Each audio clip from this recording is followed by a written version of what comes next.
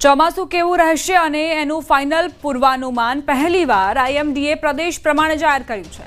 સૌરાષ્ટ્ર કચ્છમાં 119% થી વધુ વરસાદની સંભાવના, ઉત્તર મધ્ય દક્ષિણ ગુજરાતમાં 104% થી વધુ વરસાદનું અનુમાન। ચોમાસાને લઈને ખૂબ મોટા સમાચાર। આઈએમડીએ ચોમાસાનું ફાઇનલ પૂર્વાનુમાન જાહેર કરી દીધું છે। ચોમાસામાં સામાન્યથી વધુ વરસાદ થશે। 102 થી 110% સુધી વરસાદ થઈ શકે છે। गुजरात सहित राज्यों में सामान्यथी वधु वरसाद रहेशे। मध्य भारत दक्षिण भारत में सामान्यथी वधु वरसाद संभव। उत्तर पश्चिम भारत में सामान्य चोमासुं रहेशे। पूर्वोत्तर भारत में सामान्यथी ओछो वरसाद रहेशे। मॉन्सून कोर झोन में सामान्यथी वधु वरसाद रहेशे। जून में सामान्यथी वधु वरसादनी संभावना है। जुलाई में सामान्यथी वधु वरसाद वरसी शके छे। जून में गुजरात में सामान्य के सामान्यथी वधु वरसाद रहेवानी संभावनाओ।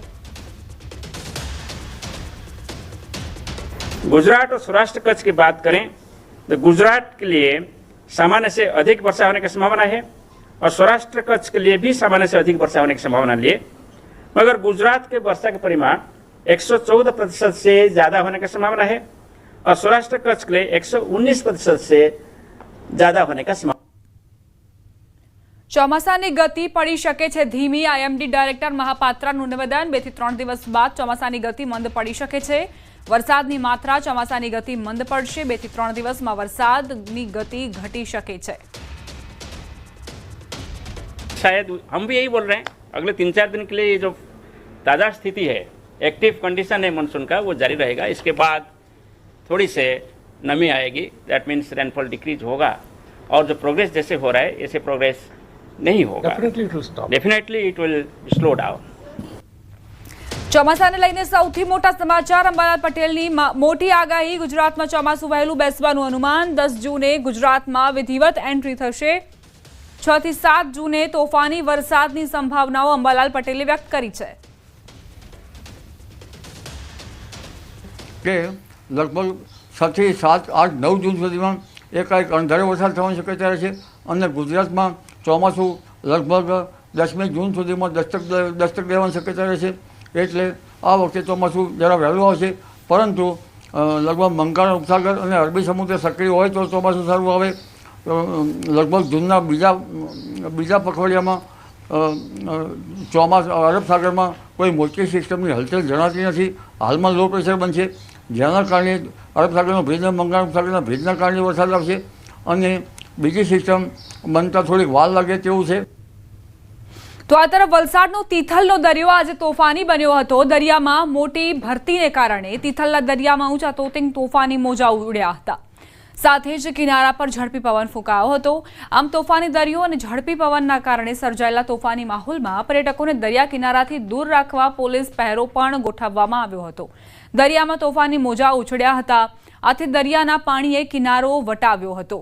દરિયાના પાણી ચોપાટી પર ફરી વળ્યા હતા। જો કે આ તોફાની માહોલમાં દરિયા કિનારા નજીક જવું જોખમી હોવાથી લોકોને દરિયા કિનારાથી દૂર રહેવાની સલાહ આપવામાં આવી છે। મહત્વપૂર્ણ છે કે તિથલના દરિયા કિનારાની નજીક એક જાણીતું પર્યટન સ્થળ છે। આથી અહીં મોટી સંખ્યામાં લોકો તિથલના દરિયા કિનારે ફરવા આવતા હોય છે। પરંતુ મોટી ભરતી હોવાથી દરિયાદેવ તોફાની મૂડમાં જોવા મળ્યા હતા। સલામતીના ભાગરૂપે પોલીસે લોકોને કિનારાથી દૂર કર્યા હતા। આમ દર વર્ષે આવા તોફાની માહોલમાં દરિયા કિનારાથી લોકોને દૂર રહેવાની સૂચના આપવામાં આવી છે।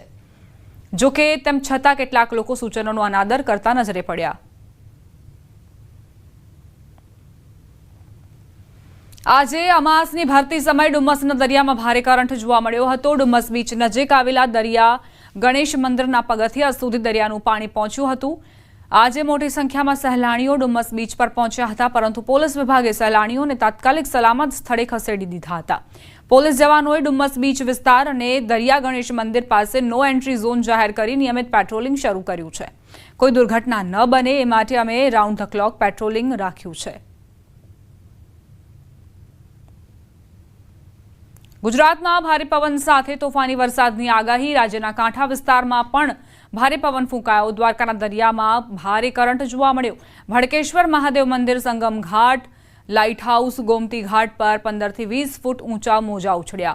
દરિયા કિનારે મોજા ઉછળતાની સાથે સહેલાણીઓનો જમાવડો દરિયા કિનારે જોવા મળ્યો। અરબી સમુદ્ર પાસે આવેલા સંગમ ઘાટ લાઇટ હાઉસ ગોમતી ઘાટ પર દરિયા કિનારે ત્રીજા દિવસે પણ ઊંચા મોજાઓ ઉછળી રહ્યા છે।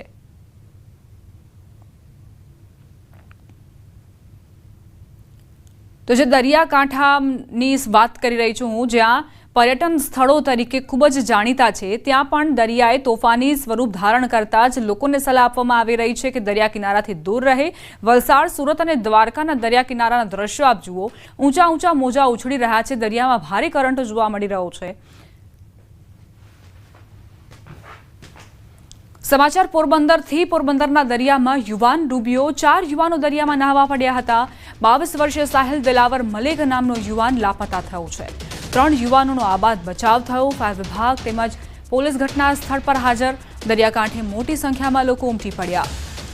તો આ દરિયામાં જે કરંટ જોવા મળી રહ્યો છે તેના કારણે જ પ્રશાસને લોકોને સતત અપીલ કરી સૂચનાઓ આપી છે કે તેઓ દરિયા કિનારાથી દૂર રહે. આ 4 યુવાનોમાંથી એક યુવાન જે આ દરિયામાં જ સમાઈ ગયો છે. પાટણના શંખેશ્વરમાં તળાવમાં ડૂબવાથી 2 બાળકીઓના મોત નીપજ્યા. ગામના તળાવમાં ડૂબવાથી નાયક પરિવારની 2 દીકરીઓના મોત થયા. બંને બાળકીઓ તળાવમાં નહાવા પડતા ઘટના બની.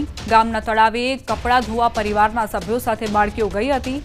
પરિવારના અન્ય સભ્યો કપડાં ધોતા હતા ત્યારે બંને દીકરીઓ તળાવમાં નહાવા પડી હતી. શંખેશ્વર આરોગ્ય કેન્દ્ર ખાતે બંને દીકરીઓને પોસ્ટમોર્ટમ ખાતે લાવવામાં આવી.